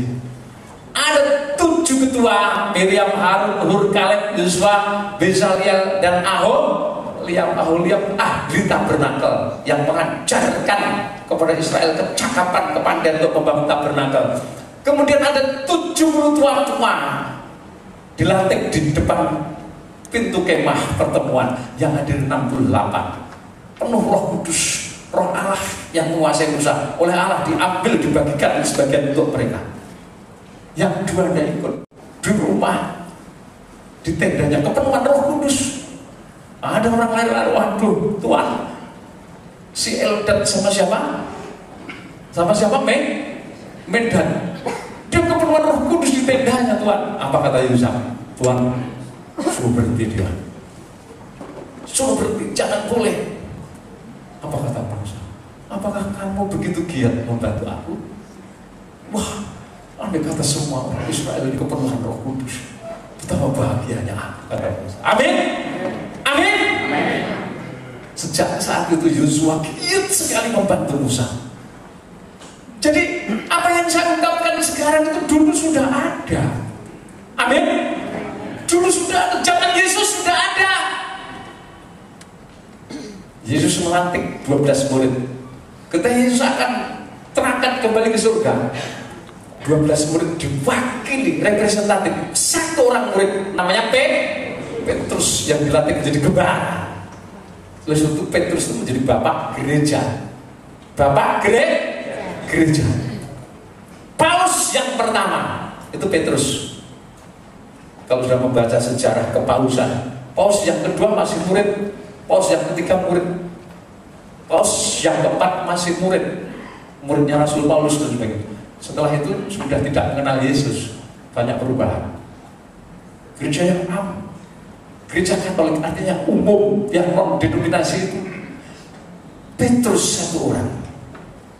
Ketika Yesus terangkat kembali surga, murid-murid keperluan Roh Kudus dilantik 7 penatu pembela sidang, termasuk Stefanus, Prokoros, Timon, ya toh, Parmenas, ada Filipus, semuanya orang-orang yang cakap berkhotbah, para diakonos itu. Bahkan Tuhan Yesus pernah melantik berapa orang? 70 murid.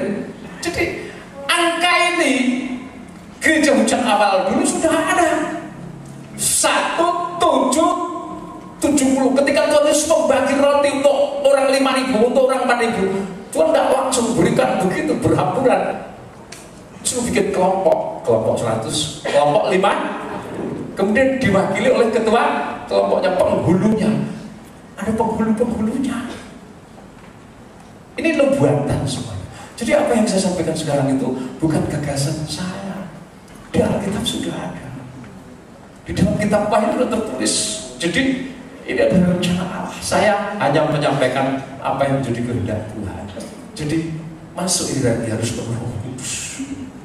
Sampai Wahyu sudah pasal yang ke Wahyu pasal yang ke 1 sampai 5 itu masa bangsa kafir masuk tubuh Kristus. Wahyu pasal 6 dan pasal 7 kesempatan Israel masuk tubuh Kristus. Wahyu pasal 8 sampai 12 Israel dan kafir satu tubuh penuh Roh Kudus, dinyatakan mengandung, dan setelah itu gereja mengungsi. Tapi sebelum mengungsi, di dalam Wahyu pasal 9, kalau saya membaca, ketika sangkakala ke-6 ditiup, itu sudah merupakan warning, peringatan bahwa gereja harus siap-siap meninggalkan bumi ini menuju satu tempat di bumi, tetapi yang jauh dari intian setan. Itu sudah dipersiapkan. Kemudian di dalam Wahyu pasal 10 itu sudah diterangkan kronologinya itu begini nanti. Wahyu pasal 11 itu sudah mengungkapkan kalau kamu tidak masuk pengungsian, dunia nanti dilanda masa antikris. Kamu akan mati lewat kesaksian dua saksi, dua tokoh, dua pendeta besar kaliber internasional, tapi menolak tubuh Kristus, menolak kerukunan karena bangga dengan gerejanya yang super besar. Dia menolak kesatuan, akhirnya tertinggal pada masa antikris menjadi dua saksi, dan akhirnya mati syahid, tidak jadi mempelai. Dia punya tugas mengokohkan, menguatkan orang-orang yang tertinggal. Lebih baik mati syahid daripada menyembah antikris, menerima tanda 666. Wahyu 11 itu diungkapkan itu sampai Tuhan datang begini-begini. Dan Wahyu pasal 12 itu realisasi pengungsian, urut-urutan kronologi pengungsian. Jadi mulai pasal 9, pasal 10, pasal 11, 12 itu sudah diungkapkan. Wahyu pasal 10 hierarki pengungkapan rahasia pengungsian itu diberikan oleh Tuhan kepada hambanya, seorang malaikat yang dikatakan kuat. Wahyu pasal 5 dikatakan gagah, yang wajahnya seperti matahari. Besok dikatakan malaikat sang surya. Bahasa malaikat di situ, sudah kasih Tuhan, bahasa malaikat di situ itu menunjuk pada utusan Allah. Malaikat sidang itu gembala sidang. Nah, kalau saya ingin memahami kriteria malaikat Garuda atau malaikat sang surya yang wajahnya seperti matahari, kita bisa membaca Wahyu pasal 10. Wahyu pasal yang ke-10. Mari dibaca.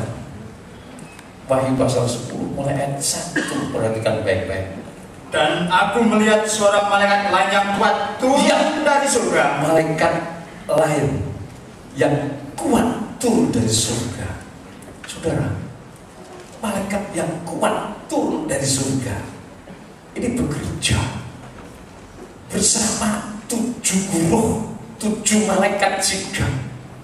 Ini bukan malaikat-malaikat yang disebut angel atau angelos, atau dalam pengertian literal kepada malaikat yang dicipta dari hembusan nafas Allah, dicipta laksana badai dan api, dicipta untuk melayani manusia. Tetapi ini malaikat sidang, malaikat jemaat. Saya menerima pewahyuan dari Tuhan, kemudian saya sampaikan ke jemaat. Bukan saja Rasul Yohanes menulis tentang ini, tapi Rasul Paulus juga menulis tentang tokoh Antipasitas yang satu ini. Malaikat kecil turun dari surga, layaknya seperti Rasul Paulus, entah dalam tubuh, entah dalam roh, naik ke surga tingkat 3. 2 Korintus 12. Rasul Paulus menyembunyikan identitasnya, tetapi pada akhir-akhirnya ayat berikutnya menunjukkan bahwa itu pribadi Rasul Paulus. Dia mendengar sesuatu yang tidak layak disampaikan atau didengarkan oleh manusia karena terlalu agung, terlalu dahsyat.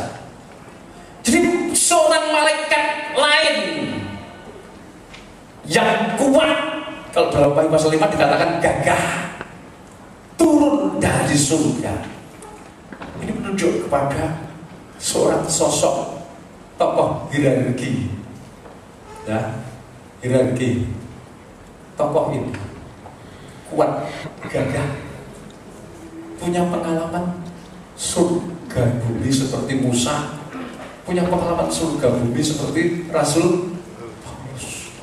Oleh sebab itu, saudara yang rindu posisi itu, saya menganjurkan sesuai firman Allah, jadikan hidup menjadi baik Allah. Belajar mendekat kepada Allah, intim dengan Tuhan, intim, semakin intim, semakin intim. Kalau orang lain yang tidak mengenal pengajaran kita, Pak Yesus berani mengatakan, katanya dia berulang kali naik turun surga bumi, bahkan di surga main catur sama Tuhan. Itu kebetulan dari Jakarta itu, main catur sama Tuhan. Tapi ini terlalu, ya, tidak ada dasarnya di dalam Alkitab. Main catur sama Tuhan itu.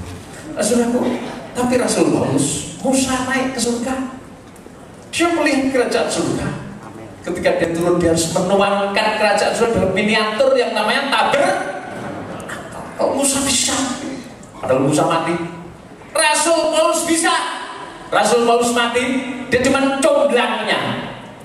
Dia adalah mak comblang yang menjodohkan, yang mempertunangkan kita dengan seorang laki-laki, yaitu Kristus. 2 Korintus 11. Amin. Dia naik turun surga bumi, masa mempelainya tidak? Saya yakin di antara sekian banyak bangsa Indonesia ini, di antara kita, di antara saudara mungkin penghulu, para penatua, para guru, bahkan malaikat Garuda itu ada. Jelas dia dari Indonesia. Tapi saudara jangan mengekspos diri. Andai kata yang dipilih saudara, jangan mengatakan itu aku, jangan. Saudara nanti diterkam sama Lucifer, prematur namanya. Kelahiran Yesus itu dirahasiakan. Amin. Amin. Sama malaikat disembunyikan, dibawa ke Mesir, disembunyikan ke sana. Karena Herodes mau membunuh. Kelahiran Musa itu disembunyikan sampai dewasa, identitasnya baru dibuka. Yesus sudah mau membuka identitas diri. Waktu ditanya, apakah kau Mesias? Dia tidak bilang, oh iya, jelas aku ini Mesias. Enggak. Apa jawab Yesus? Diplomatis. Dari apa yang dikerjakannya, kamu mengetahui siapa dia. Waktu Yohanes di dalam penjara, dalam kebimbangan, dia mengutus muridnya bertanya sama Yesus, tanyakan, apakah dia yang kutu-kutu itu, ataukah aku harus menanti orang lain?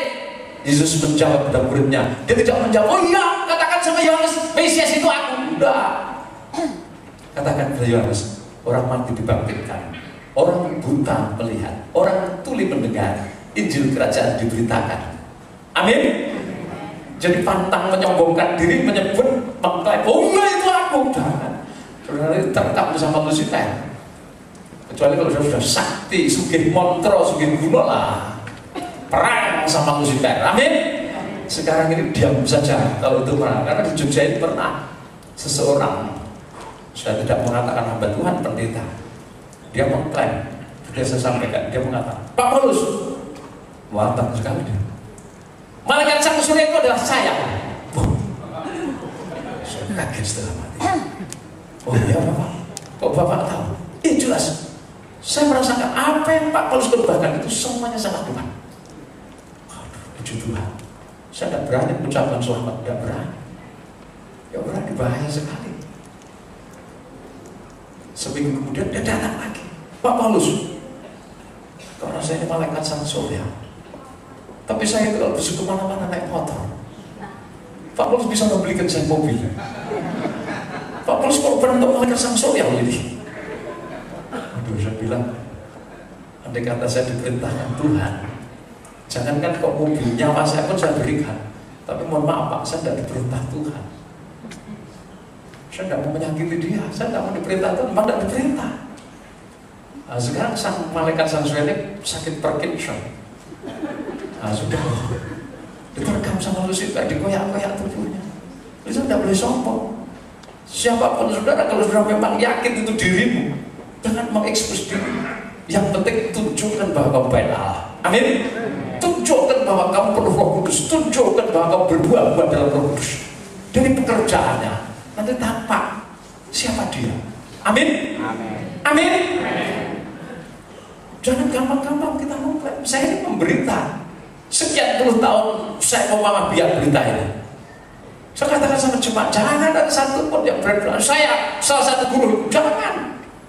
Itu terlalu bahaya. Kalau kamu yakin kamu salah satu guru, salah satu malaikat sidang, udah simpan dalam hati. Hanya Tuhan yang tahu. Sampai nanti kamu ditahbiskan. Amin. Oleh Tuhan sendiri. Jangan ada kesombongan. Haleluya. Jadi kriteria yang ke-1, naik turun surga bumi. Kayak Nabi Musa, Ulangan pasal 9 kalau kita baca ayat 9 dan 18, 2 kali Nabi Musa itu naik ke surga, di atas gunung, dibawa naik ke surga, menerima Ten Commandment, 10 hukum, 2 lembah batu, miniatur kerajaan surga dalam tabernakel, seperti apa yang kau lihat ketika kau di atas puncak gunung, dibawa naik ke surga. Demikian tabernakel harus kau buat. 2 Korintus 12 kalau sudah membaca ayat 1 sampai 10, Rasul Paulus cuma jadi mak comblang untuk mempelainya. Dia mati, dia naik ke surga. Kriteria kedua dikatakan berselubungkan aman. Sudah bicara selubung aman, bicara tentang kemuliaan hadirat Allah. Amin. Tokoh itu disertai kemuliaan hadirat Allah. Dalam kitab-kitab Taurat, setiap Tuhan hadir, maka dalam awan gelap Tuhan hadir menyatakan cahayanya. Dalam bait Allahnya dipenuhi awan kemuliaan Tuhan. Ketika Tuhan Yesus di puncak gunung dengan Petrus, Yohanes, Yakobus, ketika Tuhan menyatakan diri, gunung itu dipenuhi dengan awan. Dan kemuliaan Allah nyata hadir di situ. Jadi berselubungkan awan itu artinya hamba Tuhan itu dalam pekerjaan dan pelayanannya disertai dengan kemuliaan hadirat Allah. Ada kuasa Allah yang nyata. Ada hadirat Allah yang menyertai. Kalau sudah disertai hadirat Allah, apapun yang kau kerjakan pasti dibuat berhasil. Amin. Amin. Ciliknya seperti itu, apalagi kalau menjadi tokoh antipasindes. Ayatnya tidak usah dia tuh mas, hierarki saja ya. Ayatnya tidak usah, biar baca Alkitab. Ya, jangankan jadi tokoh di sini, jangan tokoh di sini. Yang masuk tokoh ini saja. Ini juga terpilih dari umat pilihan. Disertai kemuliaan hadirat Allah itu luar biasa. Berarti sang maharaja menyertai saudara, gembala mahagung menyertai hadirat saudara, imam besar menyertai hadirat saudara, kepala gereja ada di tengah-tengah kita. Sukses pekerjaan. Amin. Amin. Bisnismu diberkati, pelayananmu diberkati kalau kamu hamba Tuhan. Itu ada aman yang menyelimuti. Sudah bisa baca nanti Bilangan 12 ayat 5, Matius 17 ayat 5. Jadi berselubung aman itu bicara tentang kemuliaan hadirat Allah. Kemudian pelangi ada di atas kepalanya.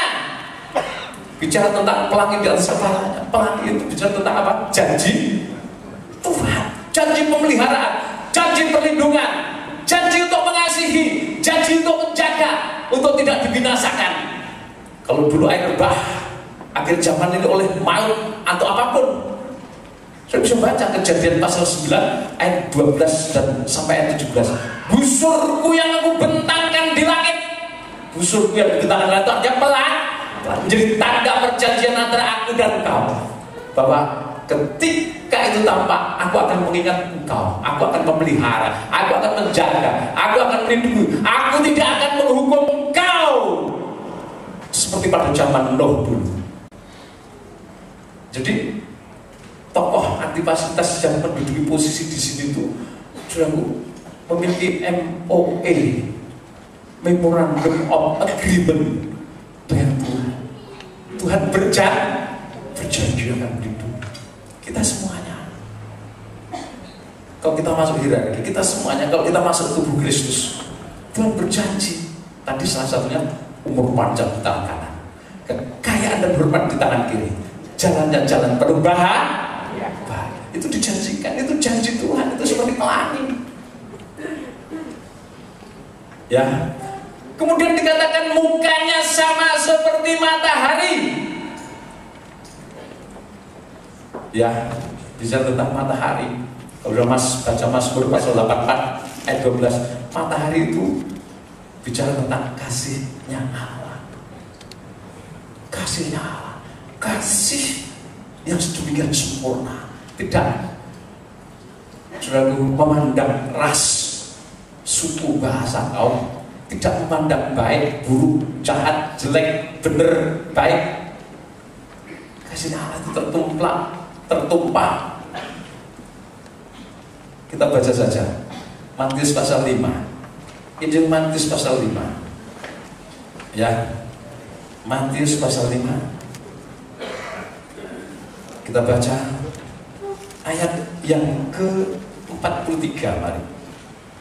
Mulai ayat 43. Kamu telah mendengar firman, Kasihlah sesama manusia dan bencilah ya, musuhmu. terus, Tetapi aku berkata kepadamu, ya, kasihlah musuhmu dan berdoalah bagi mereka yang menganiaya kamu. kasihilah musuhmu dan berdoalah bagi mereka yang menganiaya kamu, karena Dengan demikian kamu menjadi anak-anak Bapamu yang di surga, yang menerbitkan matahari bagi orang yang jahat dan orang yang baik, dan menurunkan hujan bagi orang benar dan orang yang tidak benar. yang terus, Apabila kamu mengasihi orang yang mengasihi kamu, apakah upahmu? bukankah pemungut cukai juga berbuat demikian? Nah, kalau kamu sudah bisa mengasihi keluargamu, anakmu, suamimu, istrimu, keluarga, adik kakakmu, ponakanmu, apa artinya?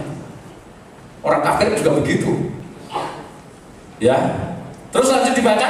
Dan apabila kamu hanya memberi salam kepada saudara-saudaramu saja, Kalau kamu bisa memberi salam pada saudaramu saja, terus apakah lebihnya daripada perbuatan orang lain? bukankah orang yang tidak mengenal Allah pun berbuat demikian? Karena itu Adalah kamu sempurna, kamu harus sempurna sama seperti Bapamu yang di surga adalah sempurna. sempurna. Karena berbuat baik kepada siapa saja, istimewa pada saudara seiman. Menolong siapa saja, istimewa saudara seiman. Amin. Berdoa untuk siapa saja, istimewa untuk saudara seiman. Orang-orang yang datang ke tempat saya di Gelagah, kalau di sini jarang. Kalau di Gelagah kadang-kadang kalau minggu itu antri, minta didoakan sama sakit. Jenderal-jenderal dari Jakarta, calon anggota legislatif, calon bupati, calon gubernur, calon tokoh-tokoh, pengen pejabat di sana, mereka datang mencari hikmat marifat Allah. Mereka bertanya dari bandara, silent, mereka senyap-senyap, naik taksi, nggak mau dikawal, dia jenderal, minta didoakan. Saya pengen job ini Romo, saya tidak menjadi dukun, saya tidak mau membuat spesial pun dari mereka. Oke, kalau kamu nanti menjadi pejabat, saya titip orang Kristen di daerah, perlakukan sewajarnya saja. Berikan izin kalau mau berikan izin, berikan haknya, fasilitasnya. Pemerintah itu memberikan kepada orang Kristen setiap sekian periode, sekian bulan sekali, 4 bulan atau 6 bulan sekali, setiap semester, setiap tahun, dari kabupaten, ya, dari provinsi, dari Jakarta Pusat itu ada janahnya gereja itu ada. Saking orang Kristen tidak ngerti, karena tidak ngerti ya sebenarnya pegawainya film dewek, akhirnya janahnya orang Kristen lari ke orang lain. Tapi kalau sudah tahu, mereka takut kalau tidak memberikan. Betul dong, saya itu setiap saat. Amin. Ya, saya tidak milik perkara itu, tapi ini perhatian pemerintah itu sebenarnya ada.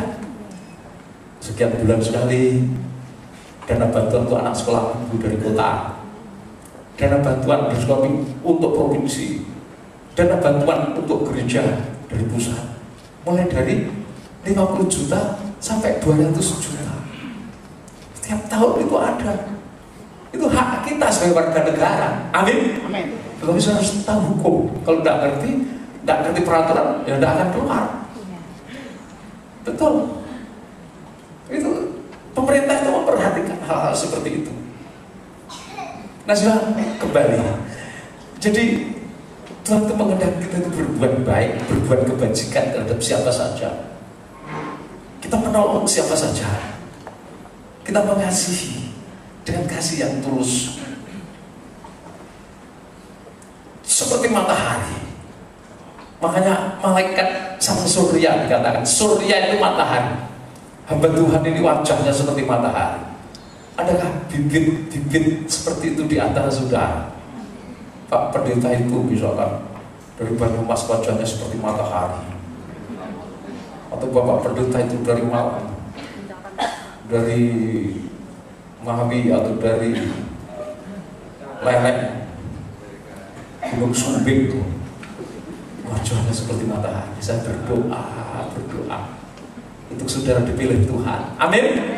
Amin. Saya berdoa untuk saudara dipakai Tuhan. Kembali pada Wahyu pasal yang ke-10 tadi, dilanjutkan dibaca. Wahyu pasal yang ke-10 ayat yang kedua. Dalam tangannya ia memegang sebuah beruang kitab yang kecil yang terbuka. Dalam tangannya ia memegang sebuah beruang kitab kecil yang terbuka. Artinya hamba Tuhan itu rajin membaca Alkitab. Karena rajin membaca Alkitab dari Kejadian, Keluaran, Imamat bilang sampai Maleakhi, dari Matius, Markus, Lukas, Yohanes sampai Wahyu, dia paham. Justru membaca Alkitab itu perlu. Memahami kitab suci itu bagaimana mungkin nanti jadi pemimpin dunia tidak ngerti Alkitab, tidak ngerti firman Tuhan. Kamu tidak tahu tidak ayatnya tentang Deborah itu? Ya dengar sih Deborah, tapi di mana ya? Aduh, mungkin itu dekat sekitar surat 1 Yohanes pasal 3 atau 14. Ini si pembohong besar seperti yang ketemu di bis sama saya tadi, kuliah di UGM, katanya jurusan apa? Teologi kependetaan. Deborah kok dekat suratnya Rasul Yohanes. Kalau saya ingin jadi malaikat sang surya ini, kitab suci itu terbuka di tanganmu. Ia menginjakkan kaki kanannya di atas laut Dan kaki kirinya di atas bumi. Kenapa? Laut munculnya Antikris, bumi munculnya Nabi Pak ditahan. Surat Tesalonika mengatakan selama masih ada yang menahan, si Dajjal tidak akan berani keluar. Tapi kalau yang menahan itu sudah disingkirkan, maka si Dajjal, manusia durhaka itu akan muncul sesaat dengan kebenisan, kedahsyatan, kekejamannya. Tetapi ketika Allah datang yang kedua, Allah akan membunuh dengan napas mulutnya. Amin. Jadi malaikat burung Garuda ini punya tugas memimpin semua anggota tubuh Kristus hidup dalam urapan, supaya Roh Kudus memanifestasikan kuasanya. 9 karunia Roh Kudus, karunia hikmat, marifat, membedakan roh, karunia iman, mujizat, kesembuhan, karunia nubuat, bahasa roh, menerjemahkan, itu dia anugerahkan, dikaruniakan pada kita. Amin. Dengan kuasa itu kita menginjak dalam pengertian menahan munculnya Antikris sampai tubuh Kristus itu terwujud. Sekarang roh-roh Antikris itu sudah bergentayangan. 1 Yohanes 2 mengatakan di ayat 18. Tetapi Antikrisnya belum berani. Selama tubuh Kristus masih belum terwujud, tim ini punya tugas, dikomandoi malaikat Garuda. Tim ini bersama-sama menginjakkan kaki kanan di laut dan kaki kiri di bumi. Wahyu 13 kalau sudah membaca.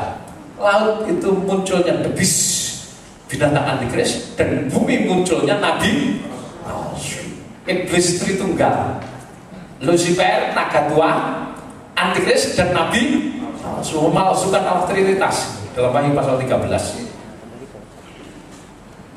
Lanjut dibaca ya. Dan ia berseru dengan suara nyaring sama seperti singa yang mengaum. Ia berseru dengan suara nyaring seperti singa yang mengaum. Terus, dan sesudah ia berseru, ketujuh guru itu memperdengarkan suaranya. Berseru dengan nyaring seperti singa yang mengaum. Kenapa? Memang dia punya karakter, dahsyatnya, kerasnya, tegasnya, seperti singa dari siku Yehuda. Terhadap dosa, terhadap kejahatan tidak ada kompromi. Amin. Tapi terhadap oknumnya, orangnya yang berdosa, dia seperti anak domba, dia rela mati. Jadi kita jangan ngawur terhadap seseorang. Kalau dia berdosa, dosanya kita kikis habis, kita hancurkan. Tapi oknumnya yang berdosa kita kasih. Amin. Kita doakan, kita selamatkan, supaya Roh Kudus menyentuh, menjamah hatinya, sampai dia insya sadar dan bertobat. Ya, Dia akan berseru dengan suara nyaring, mengaum seperti suaranya. Aumannya itu nanti kalau sudah membaca lebih lanjut, dia bersumpah demi Dia yang hidup, tidak ada penundaan tentang hari, jam, dan saat kedatangan Tuhan nanti akan diketahui. Kenapa? Begitu sampai pada posisi di sini, peta kitab Wahyu, ya, saat gereja berangkat mengungsi kepada belantara, Alkitab bahkan mulai kitab Nabi Daniel, Yeskiel sampai kitab Wahyu dituliskan, lamanya ditulis 3,5 masa atau 3,5 tahun, atau bahasa lain 42 bulan atau 1260 hari. Sejak hari H ke-1 gereja meninggalkan pada belantara, maka kedatangan Tuhan yang kedua sudah bisa dihitung. 1260 hari lagi Tuhan datang. Tapi itu bukan lagi konsumsi dunia, konsumsi umum. Itu hanya diketahui oleh mempelainya saja. Amin. Orang yang diungsikan, yang dikhususkan, yang dikuduskan akan masuk perjamuan kawin. Dunia tidak tahu itu, karena dunia hidup dalam gelap, dilanda masa antikris. Sejak mengungsi kepada belantara, sudah bisa dihitung toh, 1260 hari lagi. Kalau berangkat mengungsinya tanggal sekian, 1260 hari lagi sudah dihitung.